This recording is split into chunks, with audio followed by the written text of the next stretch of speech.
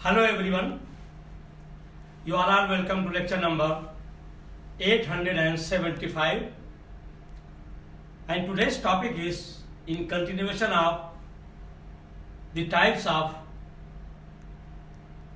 cements part 3, and I have discussed already different types. Today I am going to discuss Roman cement, pozzolan cement and blending cement. Actually they are all with different mixtures and ratios. That's why they have different strength and different property. For example, in the case of Roman cement, the calcium oxide, that is called lime, is found in free state. And once this lime is in free state, by putting water, it is not disintegrated or it is not easily slaked. So this cement is having low strength because of presence of free lime, that is calcium oxide. Pozzolan cement is actually given the name because in Portland cement, pozzolan rock powder and some other silica waste, some other dust material from other waste, industrial waste is added. And why it is added? Because to reduce the cost, and the Portland cement is costly. So to mix other ingredients to make pozzolan cement, it is more economic. And the same thing is with the blend cement. Here also some silica or some silicate, some other rock material, gypsum is added. So all this I am going to give one by one. So here the other types of cements. Number one is that is called Roman cement. The Roman cement contains less free lime. Less amount of lime is there in this cement in free state, that is CO, and that is why it does not disintegrate in presence of water in a powder when water is added to it. In other words, it does not slake. It is the cement of low strength. Roman cement is produced from magnesium marls, and this rock is produced out of magnesium rock, that is called magnesium marls, and this rock is burned at the temperature 8000 degree centigrade, and after burning then it is powdered. That is your Roman cement. Number two, pozzolan cement. To say Portland cement, a universal but expensive cement is mixed.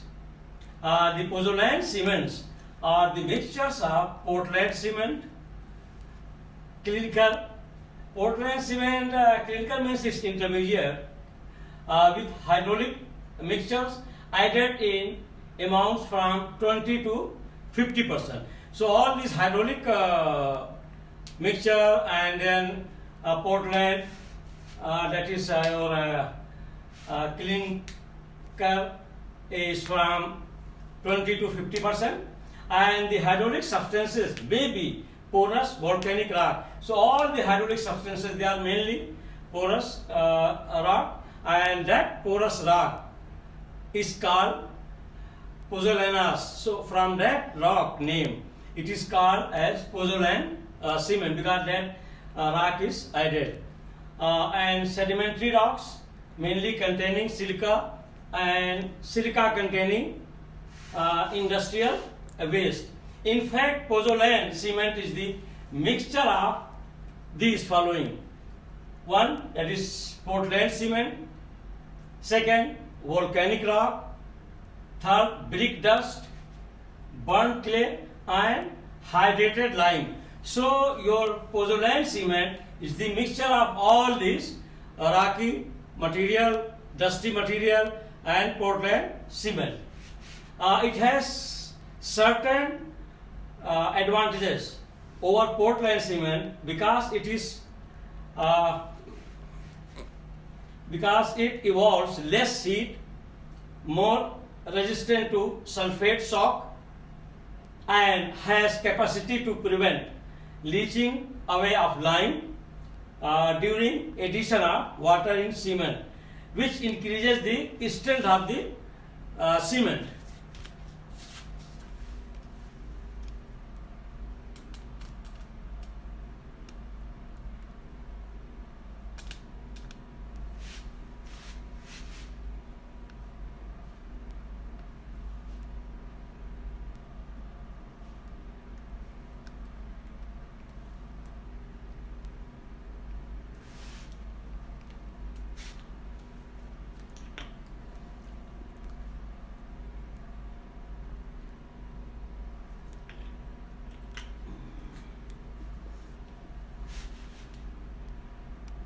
So third is that is blended Portland cement.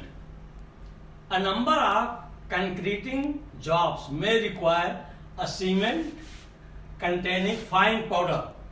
So when we are dealing some lot of concreting jobs, we need fine powder, and that fine powder we are getting in the form of blended Portland cement, and the mixture of minerals and in combination of with other cements.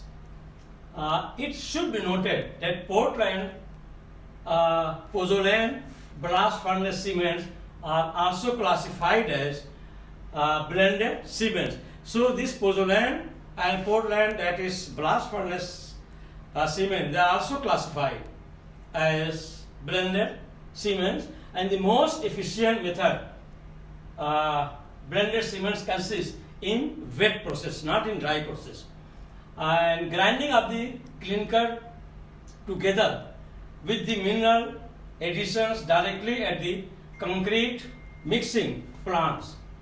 Blended cement produces concretes with a lesser resistance to frost than concretes with Portland cement as a constituent.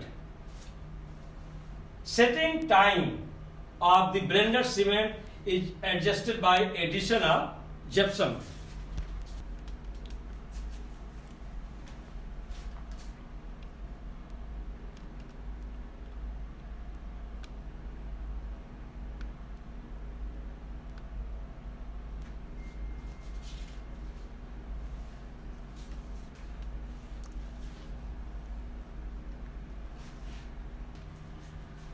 So with this I will stop. Thank you very much for watching the lecture, and in this way the types of cement is over. Now in the next lecture I will be discussing the raw material for the industrial manufacture of cements.